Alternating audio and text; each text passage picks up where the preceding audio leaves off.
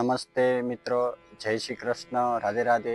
આજના નવા વિડીયોમાં આજે આપણે જાણીએ કે રાશિ શું છે અને રાશિ ચક્ર શું છે. જ્યોતિષ શાસ્ત્ર અનુસાર વ્યક્તિનો સ્વભાવ, હાવભાવ, દેખાવ આ બધું જન્મથી રાશિ દ્વારા નક્કી કરવામાં આવે. સાથે સાથે જીવનમાં સંઘર્ષ, સફળતા, શિક્ષણ, સંપત્તિ વગેરે દરેક વસ્તુ ગ્રહો થકી પ્રાપ્ત થાય છે. દરેક રાશિની પોતાની અલગ પ્રકૃતિ હોય છે અને દરેક વ્યક્તિનો સ્વભાવ એની રાશિ પ્રમાણે અલગ અલગ હોય છે.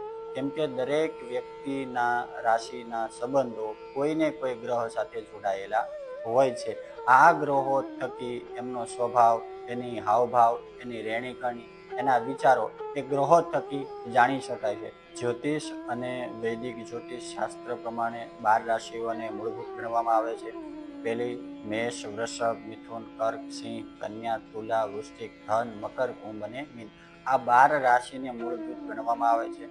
આ 12 રાશિના દરેકના પોતપોતાના અલગ સ્વામી છે, પોતપોતાના અલગ સ્વભાવ છે. દરેક રાશિને 4 વર્ગમાં વહેંચવામાં આવી છે. એમાં પૃથ્વી, અગ્નિ, વાયુ અને જળ.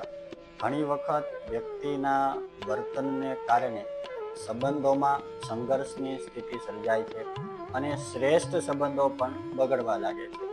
આવા લોકોને ગેરસમજ, અયોગ્ય વર્તન અને મતભેદના કારણે સંબંધોમાં ઘણી સમસ્યાઓનો સામનો કરવો પડે. ચાલો જાણીએ આ રાશિ વિશે જેના કારણે સંબંધો વિવાદોને કારણે ફસાઈ જાય. દરેક રાશિમાં ચોક્કસ તત્વનું વર્ચસ્વ હોય છે. આજના વિડીયોમાં આપણે રાશિફળ વિશે જાણીએ.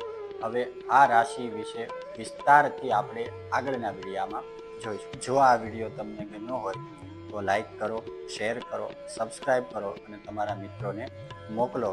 જય શ્રી કૃષ્ણ, રાધે રાધે.